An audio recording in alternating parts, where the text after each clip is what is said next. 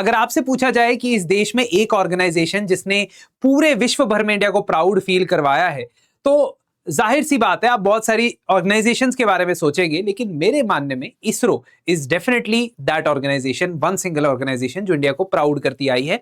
और एक बार फिर से उसने ऐसा कारनामा कर दिखाया है, एक ऐसी सैटेलाइट को लॉन्च किया है बेसिकली जिसका वजन 6 टन से भी ज्यादा है। इनफैक्ट हेवीएस्ट सैटेलाइट जो इसरो के LVM-3 लॉन्च व्हीकल से लॉन्च हुई, लिफ्ट परफॉर्मेंस भी बिल्कुल सही गया और ऑर्बिट में पोजीशन भी कर दी गई। तो आज ये जानेंगे कि बेसिकली ये सैटेलाइट है क्या ये इंडिया की सैटेलाइट है। इंडिया का जो LVM-3 लॉन्च व्हीकल है इसरो के द्वारा जो बनाया गया है, उसके इस लॉन्च के बाद क्या चीजें हमारे लिए इंपॉर्टेंट है, why is it so important कि ये लॉन्च सक्सेसफुल रहा, और क्या कोई और स्पेस एजेंसी इस तरीके का रॉकेट लॉन्च नहीं कर सकती थी, what were the reasons why कि अमेरिकन सैटेलाइट को भारत ने लॉन्च करना पड़ा। तो सबसे पहले हम खबर की तरफ बढ़ते हैं। खबर यह है कि ब्लू बर्ड के 6th सैटेलाइट यानी ब्लू बर्ड सीरीज की 6th सैटेलाइट जो अमेरिका की एक कंपनी AST कम्युनिकेशंस ने बनाया है, उसको भारत के LVM-3 लॉन्च व्हीकल मार्क 3 ने लॉन्च किया है और उसे लॉन्च करके लो अर्थ ऑर्बिट के अंदर पोजीशन कर दिया है। लो अर्थ ऑर्बिट इज रफली 1000 किलोमीटर्स फ्रॉम द अर्थ और इसकी जो पोजीशन है वो 520 किलोमीटर है। अब ये जो सैटेलाइट है इसका मास अगर आप देखेंगे 6.1 टन के आसपास है और आज तक भारत की जो लॉन्च व्हीकल्स है, सैटेलाइट लॉन्च व्हीकल्स है, उनमें से कभी भी किसी ने इतना हैवी ऑब्जेक्ट लो अर्थ ऑर्बिट में पोजीशन नहीं किया है। ये सैटेलाइट ब्लू बर्ड है और ये बेसिकली कम्युनिकेशन सैटेलाइट के कॉन्स्टेलेशन का एक हिस्सा है जो डायरेक्ट ब्रॉडबैंड कनेक्टिविटी प्रोवाइड करेगा मोबाइल फोन्स को। जनरली मोबाइल फोन्स के पास जो नेटवर्क कनेक्टिविटी आती है ना, वो आती है टावर्स के जरिए, बट ये सैटेलाइट क्योंकि नियर बाय, क्लोज बाय है अर्थ के, इसलिए ये डायरेक्ट सिग्नल मोबाइल नेटवर्क्स को भेजेगा और इस कॉन्स्टेलेशन के थ्रू वर्ल्ड वाइड नेटवर्क्स बहुत ज्यादा बेटर कैपेबिलिटी के बनने की कोशिश की जा रही है। तो सबसे पहले हम देखते हैं ये LVM-3 लॉन्च व्हीकल मार्क 3 जिसको शुरुआत में GSLV मार्क 3 के नाम से जाना जाता था, उसके बारे में थोड़ा समझते हैं कि ये बेसिकली ये जो रॉकेट है ये चलता कैसे है। तो इसका नाम LVM-3 तब पड़ा जब OneWeb की सैटेलाइट्स को इसने लॉन्च किया। अच्छा, एक और चीज, इस लॉन्च में बड़ा इंपॉर्टेंट रोल प्ले करता है NSIL। NSIL is new space India limited जो इसरो की कमर्शियल आर्म की तरह काम करता है और बाहर से कॉन्ट्रैक्ट्स लेके आता है या सैटेलाइट्स को लेके आता है दूसरी कंट्री से या प्राइवेट एजेंसी से सैटेलाइट्स को लेके आता है कि आइए हम अपने लॉन्च व्हीकल से इसे लॉन्च करेंगे। तो एक ये भी फायदा है इस चीज का कि इंडिया का रेप्यूटेशन ग्लोबल लेवल पे कितना बेहतर होता जाएगा अगर इस तरीके के सैटेलाइट लॉन्चेस होते गए। तो ब्लूबर्ड ब्लॉक 2 मिशन जो है, it was carried out on this LVM-3। This is the real giant, a monster of a rocket. अब इसमें क्या होता है, बेसिकली ये जो लॉन्च व्हीकल है, रॉकेट कहने से गलत होगा क्योंकि लॉन्च व्हीकल में बड़े कंपोनेंट होते हैं। इसमें ना 3 स्टेजेस होती हैं।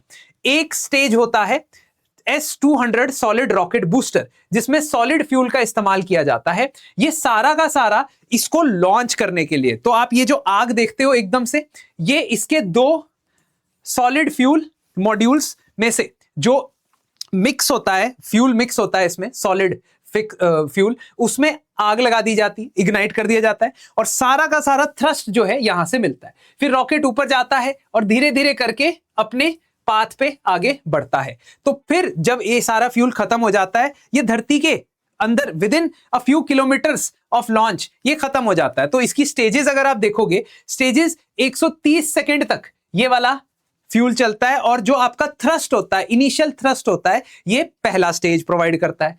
फिर आती है दूसरी स्टेज। दूसरी स्टेज में इस्तेमाल होता है लिक्विड फ्यूल। लिक्विड फ्यूल इस्तेमाल होता है, इसमें 2 इंजन्स होते हैं और इनको कंट्रोल करने के लिए, मैन्यूवर करने के लिए आप over a period of time, मतलब इसरो के कंट्रोल सेंटर से इसकी पाथ को मैनेज किया जा सकता है। तो जो इनिशियली जो पहला वाला फ्यूल होता है उसको आप कंट्रोल नहीं करते हो, एक बार वो जला देते हो तो एकदम आग पकड़ के वो जब तक खत्म नहीं होता जलता रहता है, इनिशियल थ्रस्ट प्रोवाइड करता है। Second stage L110 liquid stage है, जहां पे ये लिक्विड फ्यूल इसके अंदर होता है और उसको आप उसके अंदर 2 इंजन लगे हुए हैं, 2 इंजन को आप रिमोटली मैनेज कर सकते हो, उसकी स्पीड को चेंज कर सकते हो जिससे उसकी मैन्यूवरेबिलिटी बढ़ती है।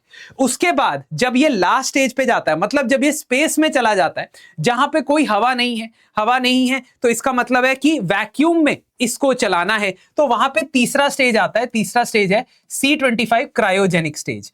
क्रायोजेनिक स्टेज के अंदर लिक्विड हाइड्रोजन या लिक्विड ऑक्सीजन का इस्तेमाल किया जाता है जो बहुत ज्यादा कम टेम्परेचर पे रखे जाते हैं। तो liquid hydrogen almost -183 degree Celsius पे रखा जाता है और इस स्टेज के अंदर फाइनली जो है इस मॉड्यूल को पोजीशन कर दिया जाता है। तो अब मैं आपको दिखाता हूं कि बेसिकली होता क्या है।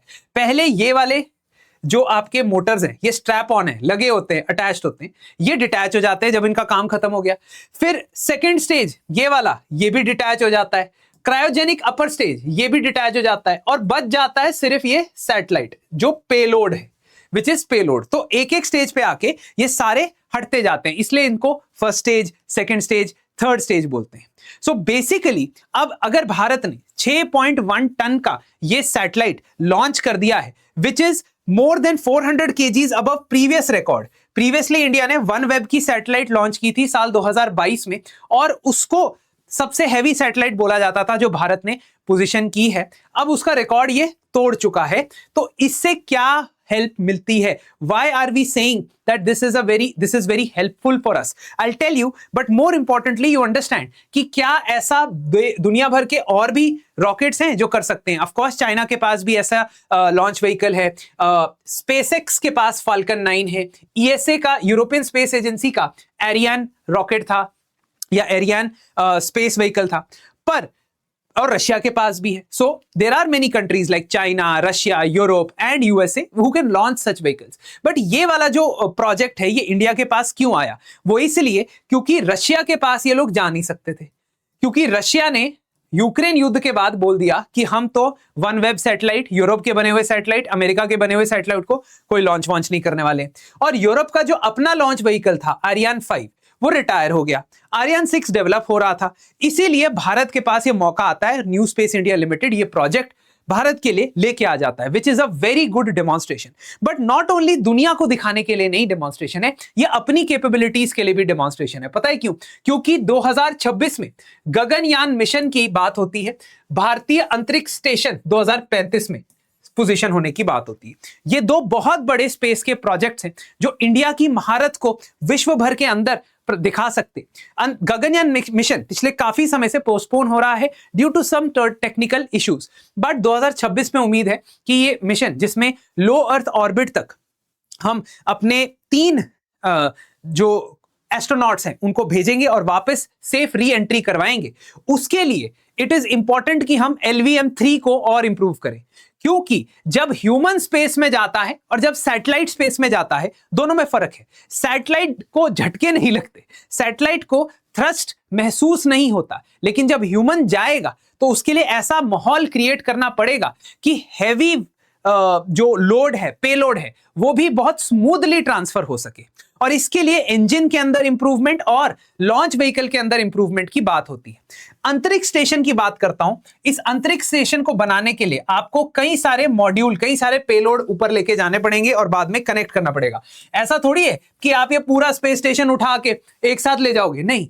और टोटल आपको 52 टन स्पेस में रखना पड़ेगा, 52 टन टोटल स्पेस में रखना पड़ेगा। इसका मतलब from the point of view of costing, from the point of view of efficiency, जितना ज्यादा लोड आप एक बार में ले जा सको उतना बेहतर है, उतनी कम ट्रिप्स करनी पड़ेगी। इसीलिए यह मिशन बहुत ज्यादा जरूरी है, बिकॉज व्हेन भारतीय अंतरिक्ष station will be in position it will weigh approximately 52 tonne, और यह पूरा करने में LVM-3 इंप्रूव होना बहुत जरूरी है। एंड ऐसा न्यूज चैनल्स भी बता रहे हैं, न्यूज़पेपर्स भी बता रहे हैं कि गगनयान मिशन के लिए और हमारे पर्टिकुलरली भारत स्पेस स्टेशन या अंतरिक्ष मिशन के लिए ये वाले रॉकेट को और भी इंप्रूव किया जाएगा। So ISRO is working on 2 things. अभी हमने देखा C20 लिक्विड स्टेज, है ना, जो सेकेंड स्टेज था वो सेकेंड स्टेज था वो C20 था, सॉरी L110 था और C20 था। अब इसे सेमी क्रायोजेनिक इंजन की बात हो रही है, जिसमें लिक्विड केरोसिन का इस्तेमाल होगा। सेमी क्रायोजेनिक इंजन का फायदा यह है कि इसमें फ्यूल कम लगता है, the loading will be lesser and it will increase the payload capacity to a large extent. इसलिए अभी जो हमारा LVM-3 का प्रोपल्शन सिस्टम है, इसरो इसको अपग्रेड करने में लगा हुआ है, और इस पर्टिकुलर सिस्टम जो प्रेजेंटली हमारा सिस्टम है वो अगर 20 टन का थ्रस्ट प्रोड्यूस करता है तो अब 22 टन्स का थ्रस्ट प्रोड्यूस हो सकता है। इस वजह से आप देखोगे कि इस पर्टिकुलर इंजन की कैपेसिटी को इंक्रीज करने में इसरो लगा हुआ है।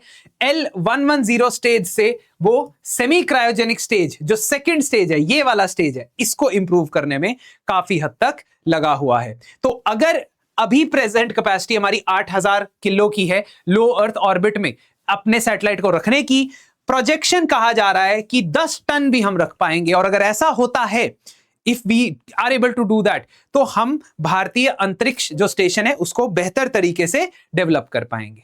तो यहां देखते हैं हमारे पास क्या फायदे देखने को मिलेंगे। देखो, इसरो का प्लान ये है कि सबसे पहले जो हम ये लिक्विड स्टेज इस्तेमाल कर रहे थे, जिसमें लिक्विड फ्यूल इस्तेमाल हो रहा था। ये देखिए यहां पे फ्यूल भी लिखा हुआ है कि आपका जो सॉलिड स्टेज है उसमें कोर स्टेज है, लिक्विड स्टेज है, सेकंड स्टेज उसमें, और थर्ड स्टेज अपर स्टेज है, उसमें कौन सा फ्यूल इस्तेमाल हो रहा है यहां पे लिखा हुआ है। ठीक है, तो this particular fuel is being used, but future में हमारा इसरो की तरफ से ये इनिशिएटिव है कि जब हमने भारत अंतरिक्ष स्टेशन बनाना है ना, भारतीय अंतरिक्ष स्टेशन बनाना है इन द ईयर 2035, तो उसमें हमारे पास इस प्रकार का एक अपग्रेड आएगा।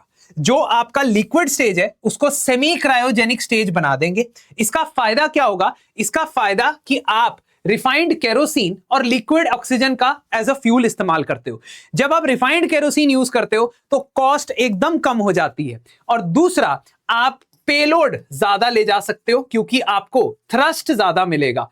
सेकेंड स्टेज में थ्रस्ट यानी कि पुश ज्यादा मिलेगा, और जिसकी वजह से बेसिकली आपकी कैपेसिटी बढ़ जाएगी ज्यादा, 8000 या किलो या 8 टन की कैपेसिटी बढ़ जाएगी और 10 टन की हो जाएगी।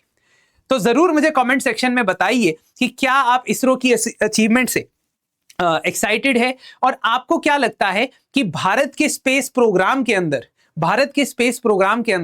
और क्या चीजें हम देख सकते हैं। तो जाने से पहले एक सवाल आपसे पूछता हूं, क्या आप मुझे कमेंट सेक्शन में बता सकते हो कि इसरो कौन से साल में एस्टैब्लिश हुआ था? Which was the year in which ISRO was established? Please tell me in the comment section, and please like and subscribe for more videos like this.